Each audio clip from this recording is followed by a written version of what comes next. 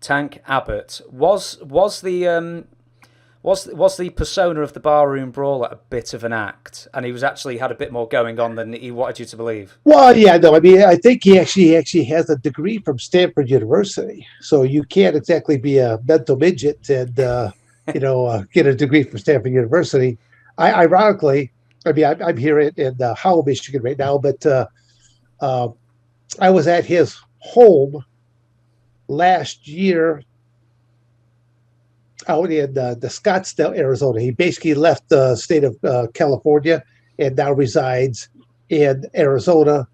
A lot of it just for the political and or taxation problems that the state of California, which we could have easily done a whole episode there about politics, politicians, and and how most of them should be at the bottom of the ocean.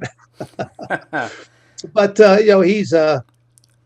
he has a home there in the Scottsdale area, and I have to do an interview with him. I mean, obviously, I did fight him once in the Ultimate Fighting Championship. Our paths across a couple of different times at a couple of these conventions. He's had a lung transplant, not a lung, a liver, excuse me, a liver transplant.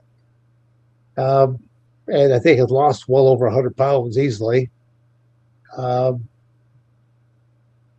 just say that at the interview when we were doing it at his home, he very, very, very cocky, very arrogant. And there's a couple times that he was walking where our angle where our chairs are sitting. There's just a little bit of a walkway here past this pool. A couple times he's walking past. I just wanted to pick up my foot and just push it right out of the pool and go, "Hey, your ego's getting a little bit too swelled up. Maybe we better cool that ego down here a little bit." Did he, when you were fighting, I can't remember what UFC, I didn't write it down, but when you knew you were facing him, was there any way like he could needle you before the match to try and get in your head, or vice versa? Well, okay. I mean, I knew. Well, I mean, when I did fight Tank, it was in the I think the Ultimate. So it was the old 8-man tournament format. Right. So it wasn't a super fight then. So yeah, you didn't know Yeah, you were correct. facing him. So Right. there was really no time to think about the match. I mean, you simply, that's the hardest part. When you go to the tournament format, you may not know who any of these other people. I mean, that's where, to your viewing audience right now, they have the beauty of a computer. They've got the beauty of a cell phone that now they can Google anybody, anything. Back when the UFC was first really starting out, there were no footage.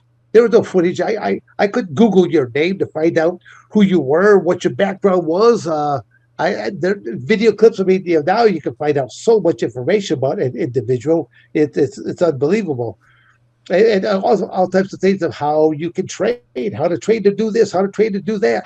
I mean, it's I got people that are like handymen that they just Google all stuff about how to fix this, how to fix that.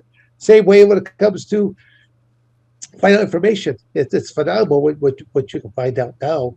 But like I said, back during that time period, you were just simply flying by the seat of your pants. So in server format, you just had to look at try to make as quick a work of each match, and so you could rest and not take any type of injury. Try not to break your hand. Try not to take any cuts or laceration, get your nose broken, so that you can go to the next match. And very few people have been able to really win these tournaments.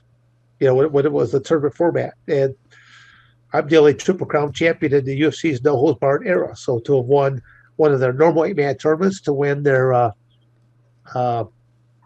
basically kind of their Rose Bowl type thing when they brought back the Ultimate when they had champions of champions, and then also the a super bout.